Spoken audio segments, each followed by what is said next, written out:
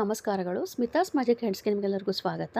ಈ ವೈಶಾಖ ಮಾಸ ಶುಕ್ಲ ಪಕ್ಷ ಸಪ್ತಮಿ ತಿಥಿ ಎಂದು ಬಂದಿರುವಂಥ ಗಂಗಾ ಪೂಜೆ ಏನಪ್ಪ ಅಂತಂದರೆ, ಇವತ್ತಿನ ದಿವಸ ಗಂಗೋತ್ಪತ್ತಿ ಅಂದರೆ ಗಂಗಾದೇವಿಯ ಉದ್ಭವವಾದ ದಿನ ಅಂತೇಳಿ ನಾವು ಪರಿಗಣನೆ ಮಾಡ್ತೇವೆ.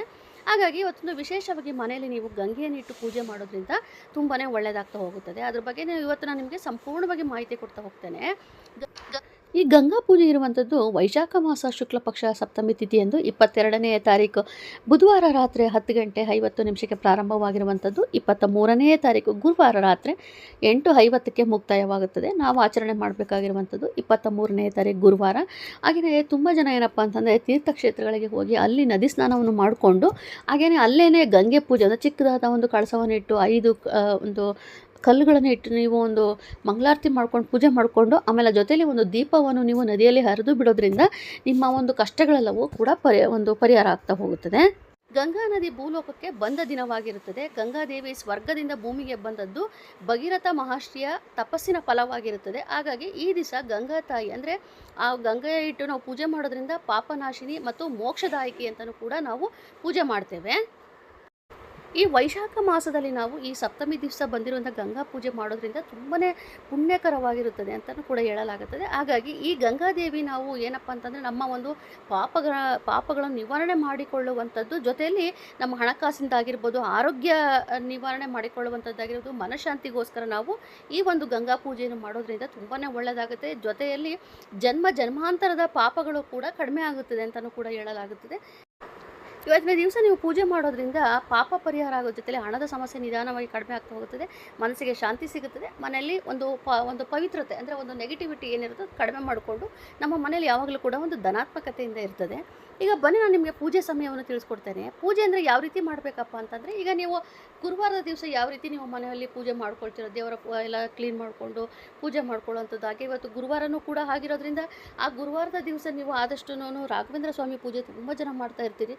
ಅದ್ರ ಜೊತೆಲಿ ನಾವು ಈ ಒಂದು ಗಂಗೆ ಪೂಜೆ ಮಾಡುವಂಥದ್ದು. ಗಂಗೆ ಪೂಜೆ ಅಂದರೆ ಯಾವ ಥರ ಅಂತಂದರೆ, ನೀವು ಮನೇಲಿರೋಂಥ ನೀರನ್ನು ಉಪಯೋಗಿಸ್ಕೊಳ್ಳೋದಕ್ಕೆ ಬರೋದಿಲ್ಲ, ಮನೆಯಿಂದ ಹೊರಗೆ ಇರುವಂಥದ್ದು ಅಂದರೆ ದೇವಸ್ಥಾನ ಬಳಿ ಇರುವಂಥ ನೀರು ತೆಗೆದುಕೊಂಡ್ರೆ ತುಂಬಾ ಒಳ್ಳೆಯದು. ಅಥವಾ ಅಲ್ಲೂ ಸಿಗದೆ ಹೋದರೆ ಒಂದು ನದಿ ನೀರು, ಹರಿಯುವ ನದಿ ನೀರು ಆಗಿರ್ಬೋದು, ಅಥವಾ ಒಂದು ಬಾವಿಯಿಂದ ಆಗಿರ್ಬೋದು, ನಿಮಗೆ ಯಾವುದೂ ಒಂದು ಲಭ್ಯವಿಲ್ಲವೇ ಇಲ್ಲ, ನಮಗೆ ಮನೇಲಿ ಆ ಥರ ಅವಕಾಶನೇ ಇಲ್ಲ ಅಂತಂದರೆ ನಿಮ್ಮ ಟ್ಯಾಂಕರ್ ಇರುತ್ತೆ ಹೊರಗಿಂದ, ನಿಮಗೆ ಪ್ರತಿನಿತ್ಯ ನಲ್ಲಿಯಿಂದ ನೀರು ಬರುತ್ತಲ್ಲ, ಆ ನಲ್ಲಿ ನೀರನ್ನು ನೀವು ತೆಗೆದುಕೊಂಡು ಬಂದು ನೀವು ಪೂಜೆ ಮಾಡ್ಕೋಬೇಕಾಗುತ್ತದೆ. ಮನೆ ಒಳಗೆ ನೀವು ಸ್ಟೋರ್ ಮಾಡಿಟ್ಟಿರುವಂಥ ನೀರು ಬೇಡ. ಈ ರೀತಿಯಾಗಿ ಒಂದು ಪುಟ್ಟದಾದ ಒಂದು ತಂಬಿಗೆ ತೆಗೆದುಕೊಳ್ಳಿ. ಅದು ಆದಷ್ಟು ಒಂದು ತಾಮ್ರದ್ದೇ ಆಗಿರಲಿ, ಸ್ಟೀಲ್ ಬಳಕೆ ಬೇಡ. ಅದು ತೆಗೆದುಕೊಂಡು ಬಂದು ನೀವು ಆ ಒಂದು ಕಳಸದ ಒಳಗೆ ನೀರನ್ನು ನೀವೇನು ತೆಗೆದುಕೊಂಡು ಬಂದಿರ್ತೀರೋ ನಂತರದಲ್ಲಿ ಅದಕ್ಕೆ ಅರಿಶಿನ ಕುಂಕುಮ ಹಚ್ಬಿಟ್ಟು ಆ ಒಂದು ಗಂಗೆ ಒಳಗೆ ನೀವು ಅರಿಶಿನ ಕುಂಕುಮ ಮತ್ತು ಗಂಗಾ ಜಲವನ್ನು ಹಾಕಬೇಕು. ಮೇಯ್ನ್ ನಮಗೆ ಹಾಕಬೇಕಾಗಿಂಥ ವಸ್ತುಗಳು ಅಂತಂದರೆ ಗಂಗಾ ಜಲವನ್ನು ಹಾಕಿ ₹1 ಅಥವಾ ಒಂದು ₹5 ಕಾಯಿನನ್ನು ಹಾಕಿ ಆ ಕಳಸದ ಮೇಲೆ ಕೈ ಇಟ್ಬಿಟ್ಟು ನಿಮ್ಮ ಮನೆಗೆ ನಿಮ್ಮದು ಏನು ಕೋರಿಕೆ ಇರುತ್ತೋ, ಆರೋಗ್ಯ ಆಗಿರ್ಬೋದು, ಮನೆ ಶಾಂತಿ ಆಗಿರ್ಬೋದು, ಎಲ್ಲವನ್ನು ಕೇಳಿಕೊಂಡು ಇವತ್ತಿನ ದಿವಸ ನಮಗೆ ಒಳ್ಳೆಯದಾಗಲಿ ಅಂತ ಕೇಳಿಕೊಂಡು ಒಂದು ದೀಪ ಹಚ್ಚಬೇಕಾಗುತ್ತದೆ.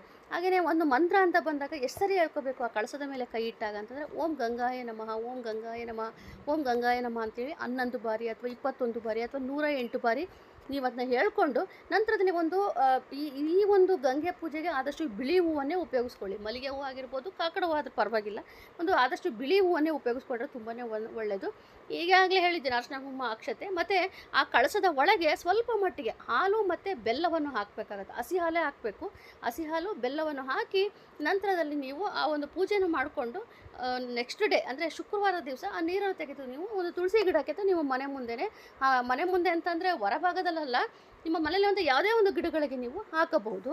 ಇನ್ನು ದೀಪಾರಾಧನೆ ಅಂತ ಬಂದಾಗ ಯಾವ ರೀತಿ ದೀಪಾರಾಧನೆ ಮಾಡಬೇಕಪ್ಪ ಅಂತಂದರೆ, 2 ಮಣ್ಣಿನ ದೀಪವನ್ನು ತೆಗೆದುಕೊಳ್ಳಿ, ಅದಕ್ಕೆ ತುಪ್ಪವನ್ನು ಹಾಕಿ ಆ ಒಂದು ದೀಪದ ಒಳಗೆ ಸ್ವಲ್ಪ ಮಟ್ಟಿಗೆ ಅಕ್ಷತೆಯನ್ನು ಹಾಕಿ ನೀವು ಒಂದು ದೀಪಾರಾಧನೆ ಮಾಡಿದರೆ ಅಷ್ಟೇ ಸಾಕು. ಮತ್ತು ವಿಶೇಷವಾಗಿ ದೀಪಾರಾಧನೆಯಂತೂ ಅಲ್ಲ, ಮತ್ತು ಕಳಸ ಬಿಟ್ಟು ಪೂಜೆ ಮಾಡಬೇಕು ಅಂತಲೂ ಅಲ್ಲ. ಕಳಸದ ಒಳಗೆ ನಾವು ಯಾವುದೇ ರೀತಿಯ ವಿಳೆದೆಲ್ಲ ಬೇಡ, ಏನೂ ಬೇಡ. ಹಾಗೆಯೇ ಗಂಗೆಯನ್ನು ತುಂಬಿಟ್ಟು ಒಂದು ಬಿಳಿ ಹೂವನ್ನು ಇಟ್ಟು 2 ದೀಪವನ್ನು ಹಚ್ಚಿಟ್ಟು ಒಂದು ಪ್ರಸಾದ ಅಂತೇಳಿ ಹಾಲನ್ನು ಇಡ್ರಿ. ಹಾಲು ಅಂತಂದರೆ ಹಾಲಿನ ಒಳಗೆ ಸ್ವಲ್ಪ ಮಟ್ಟಿಗೆ ಬೆಲ್ಲವನ್ನು ಹಾಕಿ ಪ್ರಸಾದವಾಗಿ ಇಡ್ಬೋದು. ಅಥವಾ ನೀವು ಅವತ್ತು ರಾಘವೇಂದ್ರ ಸ್ವಾಮಿಗೆ ಏನಾದರೂ ವಿಶೇಷವಾಗಿ ಪ್ರಸಾದ ಮಾಡಿದರೆ ಅದೇ ಒಂದು ಪ್ರಸಾದವನ್ನು ಇಟ್ಟು ನೀವು ಪೂಜೆ ಮಾಡ್ಕೊಳ್ಬೋದು. ತುಂಬ ವಿಶೇಷವಾಗಿ ಅಂತಲ್ಲ, ಸರಳವಾಗಿ ನೀವು ಈ ಒಂದು ಪೂಜೆ ಮಾಡ್ಕೊಳ್ಳುವಂಥದ್ದು. ಹಾಗೆ ನೀವು ಅನ್ಕೋಬೋದು, ಹಾಗಾದರೆ ಇವತ್ತು ಒಳ್ಳೆ ದಿವಸ ಅಲ್ವಾ, ಗಂಗೆ ಪೂಜೆ ಮಾಡ್ಬೋದು, ಹಾಗಾದರೆ ನಾವು ಹೊಸ ಮನೆಗೆ ಹೋಗ್ಬೋದಾ ಅಂತೇಳಿ. ಖಂಡಿತ ಬಾಡಿಗೆ ಮನೆಗೆ ಹೋಗೋದಾದರೆ ಹೋಗ್ಬೋದು, ಆದರೆ ಸ್ವತಃ ನೀವೇ ಮನೆ ಕಟ್ಟಿಸಿ ಗೃಹ ಪ್ರವೇಶ ಮಾಡ್ತೀರಿ ಅನ್ನೋದಾದರೆ ಬೇಡ. ಅದು ಯಾಕಂತಂದರೆ ಗೃಹ ಪ್ರವೇಶಕ್ಕೆ ಅದು ಅತ್ಯುತ್ತಮ ತಿಥಿ ಅಲ್ಲ ಅಂತಲೇ ಕೂಡ ಹೇಳ್ತಾರೆ. ಆದರೂ ನೀವು ಒಂದ್ಸಲ ದೇವಸ್ಥಾನದಲ್ಲಿ ಬೇಕಾದ್ರೆ ಅರ್ಚಕರನ್ನು ಕೇಳಿ ಹೋಗ್ಬೋದು ಅಂತಂದರೆ ಹೋಗ್ಬೋದು, ತೊಂದರೆ ಇಲ್ಲ. ಆದರೆ ನೀವು ಬಾಡಿಗೆ ಮನೆಗೆ ಹೋಗೋದಾದರೆ ಅಡ್ಡಿ ಇಲ್ಲ. ಅದನ್ನು ಬೆಳಗ್ಗೆ ನೀವು ಎಷ್ಟು ಗಂಟೆ ಒಳಗೆ ಮಾಡ್ಕೋಬೇಕಂದ್ರೆ ಬೆಳಗ್ಗೆ ಆದಷ್ಟು ಒಂದು 6 ಗಂಟೆ ಒಳಗೆ ನೀವು ಗಂಗೆ ಪೂಜೆ ಮಾಡಿಕೊಂಡ್ರೆ ತುಂಬಾ ಒಳ್ಳೆಯದು. ಆಗದೆ ಹೋದಾಗ ಕೊನೆಯ ಪಕ್ಷದಲ್ಲಿ ನೀವು ಒಂದು ಸೂರ್ಯೋದಯ ಸಮಯ ಅಂದರೆ 6 ಗಂಟೆಯಿಂದ ಒಂದು 8:30 ಒಳಗಾದರೂ ನೀವು ಒಂದು ಪೂಜೆ ಮಾಡ್ಕೊಳ್ಳಿ, ತೊಂದರೆ ಇಲ್ಲ. ಆಮೇಲೆ ರಾಹು ಕಾಲ ಯಮಗಂಡ ಕಾಲವನ್ನು ತಪ್ಪಿಸಿ ಪೂಜೆಯನ್ನು ಮಾಡ್ಕೊಳ್ಳಿ, ತುಂಬ ಒಳ್ಳೆಯದು. ಹಾಗೆಯೇ ಇನ್ನೊಂದು ಮಾಹಿತಿ ಏನಪ್ಪ ಅಂದರೆ, ಈಗ ಹೊಸ ಮನೆಗೆ ಹೋಗ್ತಿದ್ದಲ್ಲ ಗಂಗೆಯನ್ನು ತೆಗೆದುಕೊಂಡು ಹೋಗಬೇಕು. ಅಂದರೆ ಈಗ ನಾನು ಈಗಾಗಲೇ ಹೇಳಿದಾಗೆ ಮನೇಲಿರುವಂಥ ನೀರು ಉಪಯೋಗಿಸ್ಬಾರ್ದು. ಹೊರಗಿಂದ ಈಗ ಯಾಕೆ ಹೇಳ್ತಾ ಇದ್ದೀನಿ ಅಂತಂದರೆ, ನಿಮ್ಮ ಮನೇಲಿ ಒಂದು ನೀರನ್ನು ತೆಗೆದುಕೊಂಡು ಹೋಗಿ ನೀವು ಇನ್ನೊಂದು ಮನೆಗೆ ಗಂಗೆ ತೆಗೆದುಕೊಂಡು ಹೋಗಿ ಪೂಜೆ ಮಾಡೋವಂಥದ್ದಲ್ಲ. ಹೊರಗಿಂದ ನೀವು ಗಂಗೆ ತೆಗೆದುಕೊಂಡು ಹೋಗಿ ಹೊಸ ಮನೇಲಿ ಇಟ್ಟು ನೀವು ಪೂಜೆ ಮಾಡ್ಕೋಬೇಕಾಗತ್ತದೆ. ಹಾಲನ್ನು ಉಗಿಸುವಾಗ ನೀವು ಆದಷ್ಟು ಈ ಥರ ಹೇಳ್ಕೊಳ್ಳಿ, ನಮಗೆ ಒಳ್ಳೆಯದಾಗಬೇಕು, ಓಂ ಶ್ರೀ ಮಹಾಲಕ್ಷ್ಮಿಯೇ ನಮಃ ಅಂತ ಹೇಳ್ಕೊಂಡು ನೀವು ಹಾಲನ್ನು ಉಗಿಸಿ. ಅದರಿಂದ ನಿಮಗೆ ಆ ಹಾಲು ಎಷ್ಟು ಹೆಚ್ಚಾಗಿ ಉಕ್ಕುತ್ತೋ ಅಷ್ಟು ನಿಮ್ಮ ಮನೆಗೆ ಸಮೃದ್ಧಿ ಬರುತ್ತೆ ಅಂತೇಳಿ ಒಂದು ಸೂಚನೆ. ಹಾಗಾಗಿ ಒಳ್ಳೆ ರೀತಿಯಲ್ಲಿ ನೀವು ಪೂಜೆಯನ್ನು ಮಾಡಿಕೊಂಡು ನೀವು ಹಾಲನ್ನು ಉಗಿಸ್ಬಿಟ್ಟು ಅವತ್ತಿನ ದಿವಸ ನೀವು ಹೊಸ ಮನೆಗೆ ಹೋಗ್ಬೋದು. ಈ ರೀತಿಯಾಗಿ ಮನೆಯಲ್ಲಿ ಮೊದಲು ಗಣಪತಿ ಪೂಜೆ, ನಂತರದಲ್ಲಿ ಗಂಗೆ ಪೂಜೆ, ಹಾಗೆ ಮನೆಯಲ್ಲಿ ಯಥಾ ಪ್ರಕಾರ ನೀವು ಯಾವ ರೀತಿ ಪೂಜೆ ಮಾಡ್ಕೊಳ್ತೀರೋ ಮಾಡ್ಕೊಳ್ಳಿ.